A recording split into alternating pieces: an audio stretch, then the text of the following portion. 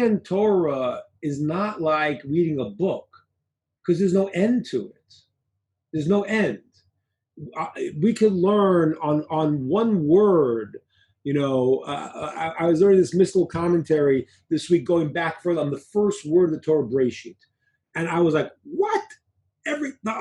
All 613 commandments are hinted in that one word?" And it is.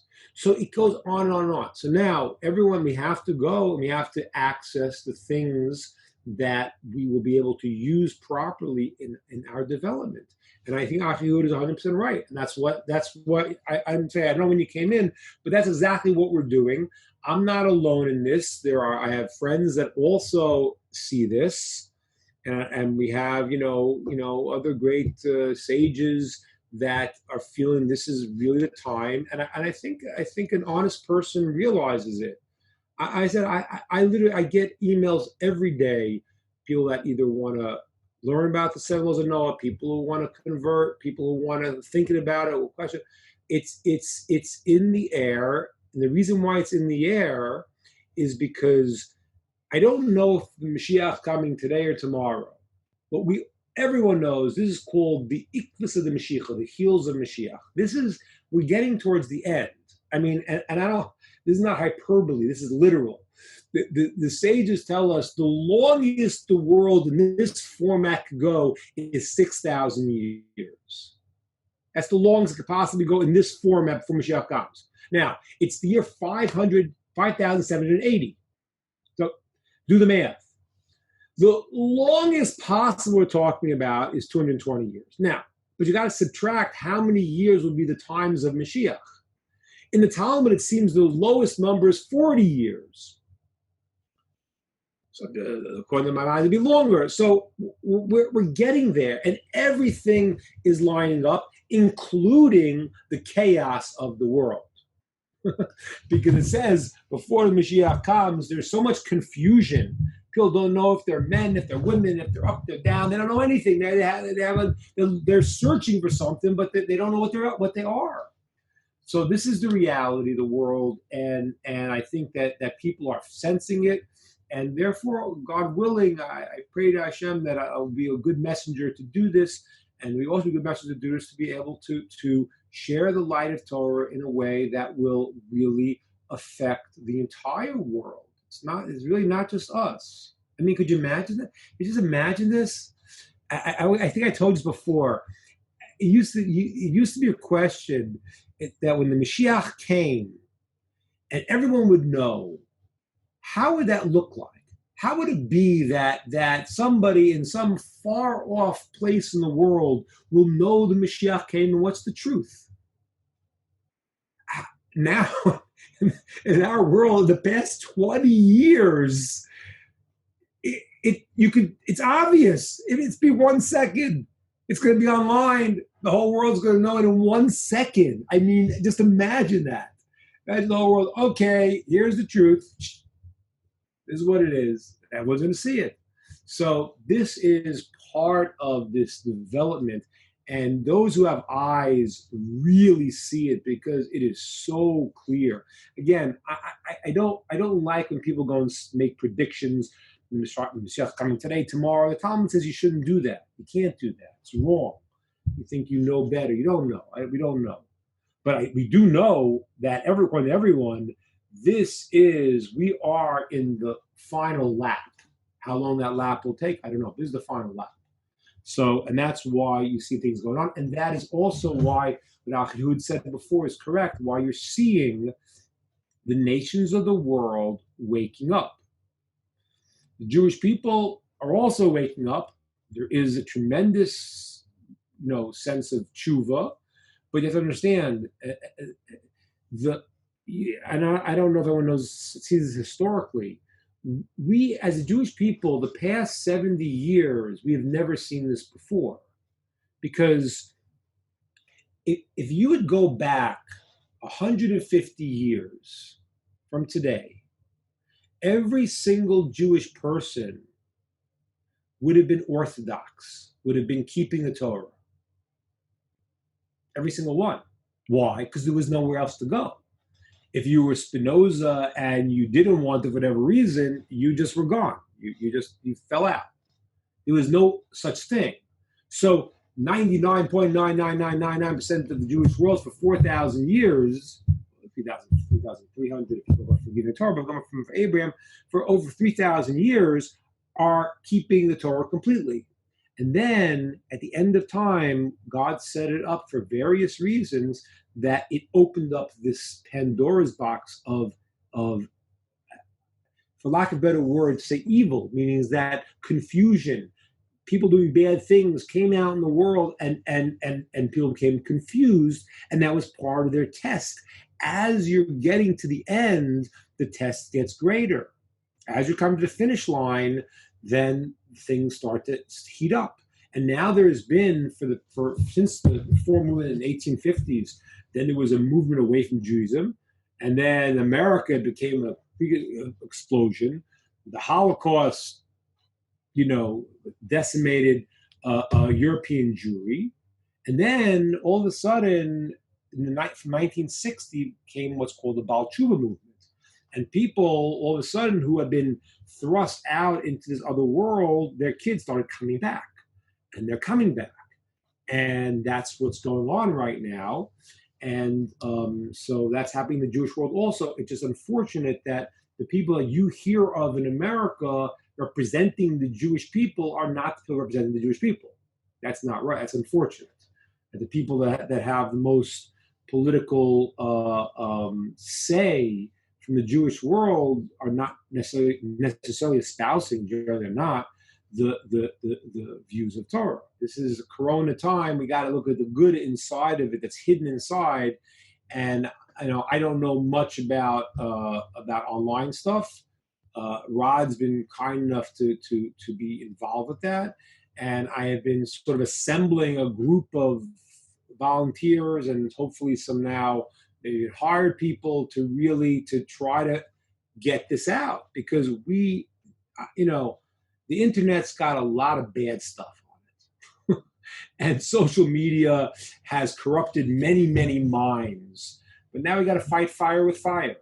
Now we got to take the good that's potentially there and use it for the right purposes.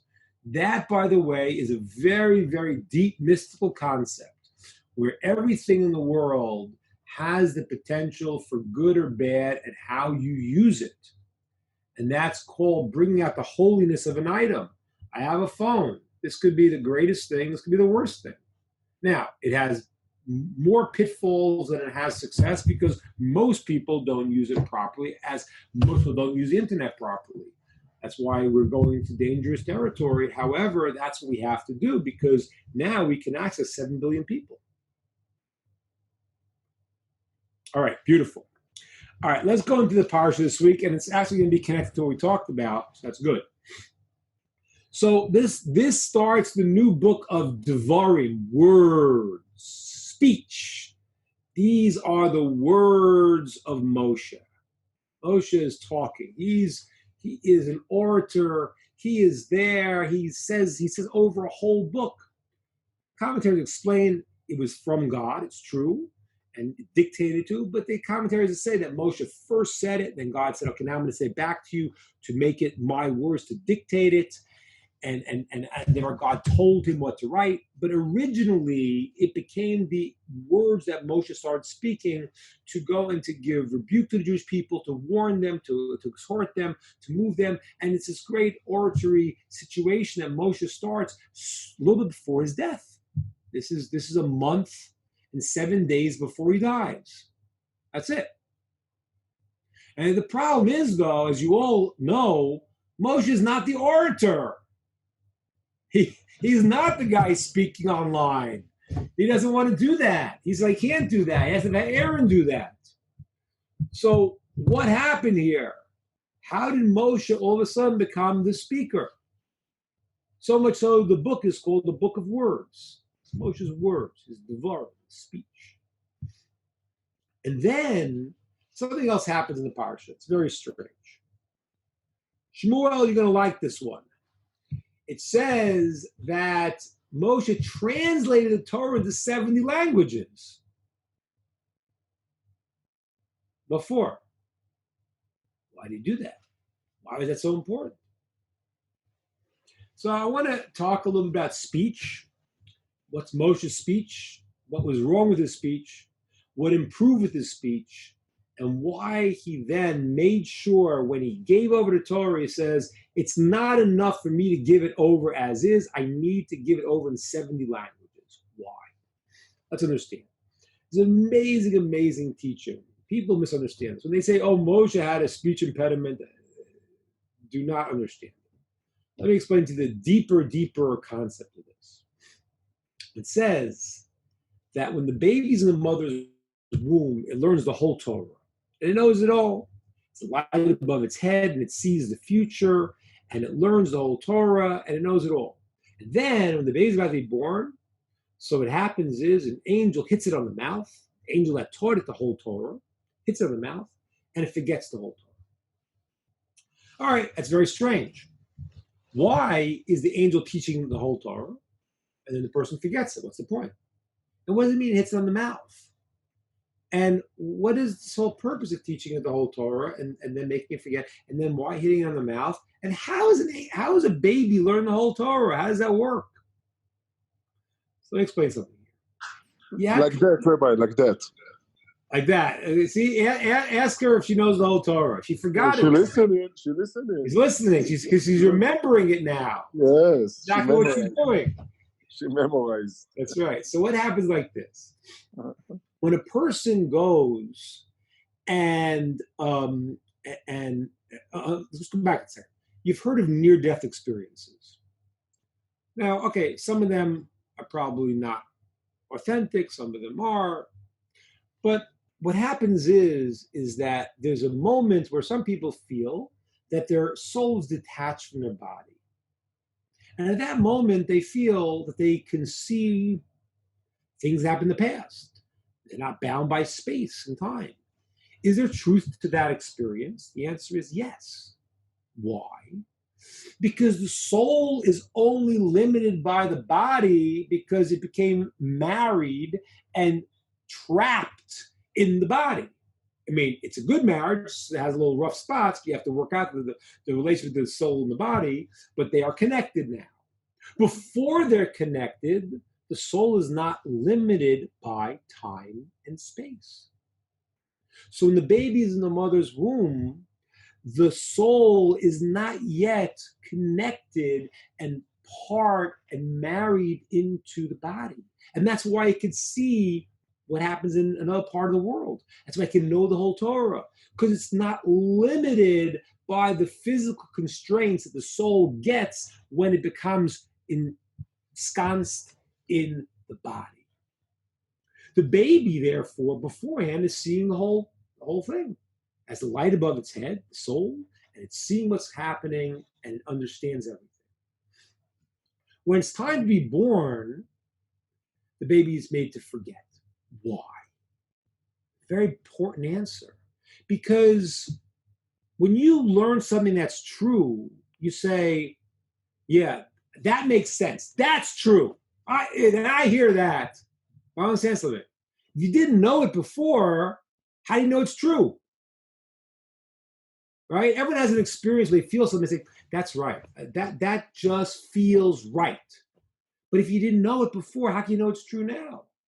And the answer is because you already knew it. You knew it from before.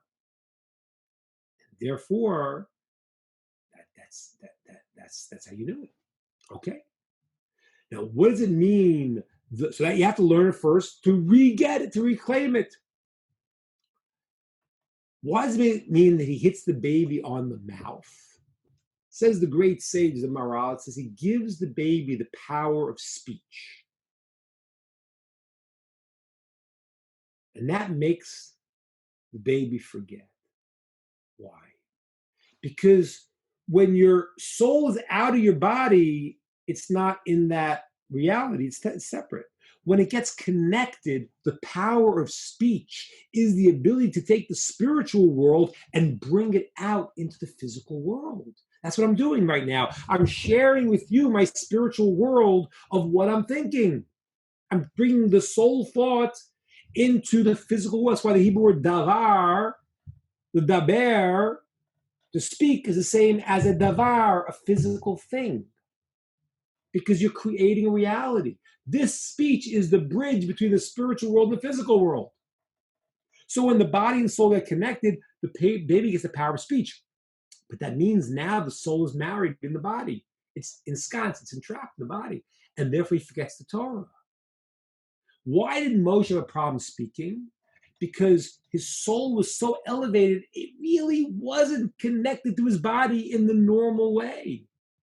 You ever hear the idea of the absent-minded professor? There was a great rabbi, his name was Rav Shach Zatzal, and he was a brilliant sage. He was a leading sage in the 80s. He passed away in the 80s, 90s, 80s, and he passed away. And he was a leading sage. And there's a story about him as a young man. His wife sent him to go in to buy a watermelon in the store. He had the watermelon around his arm, and he walks home, and he gets into the house, and his wife says, "Where's the watermelon?" He says, "What do you mean?" And he looks, and he sees he dropped it 6 blocks ago. How did that? You didn't know she dropped the watermelon?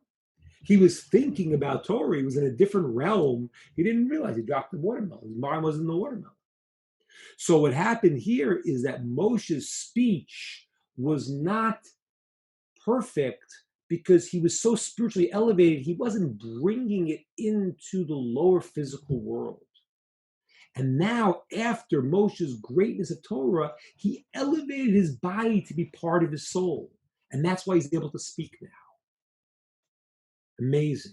Now he could speak. And that's what the Medrash says. It says the words of Torah heal. It healed him. He was now able to speak.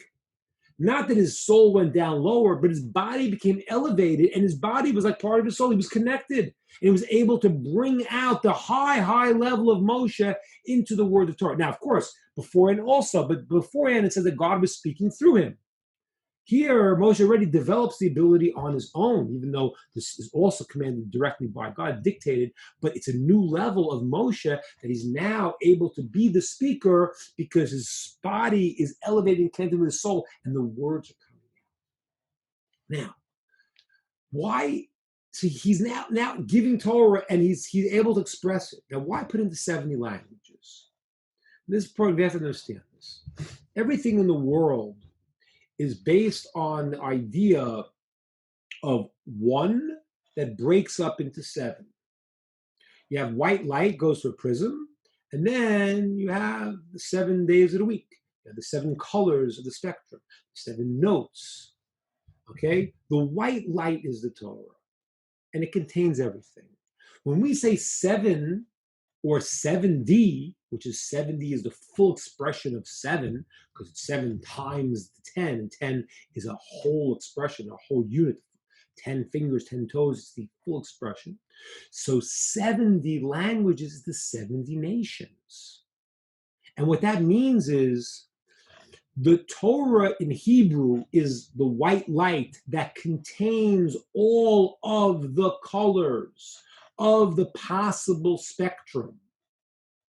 That's why there are 70 nations, because everyone has their flavor. Moshe translates this Torah into 7 languages that you could have access to the Torah from all the different languages. Amazing. That's exactly what's going on. And that's why it says, and amazing, it says, why were the Jews exiled? It says they were exiled because they needed to go to the different nations and bring in the holy sparks, the converts from those nations, as well as the people in those nations who were the representation of that power of that nation. That light, that quality is the quality of those people. And the language shows it. I'll show you, for example. Look what happens here. Imagine, look at the French. The language of the French people suit the mind of the French people. Very visual, very flowing. How do the Germans speak? Right? Very, very boxed. Because the sages tell us the tongue is the pen of the heart.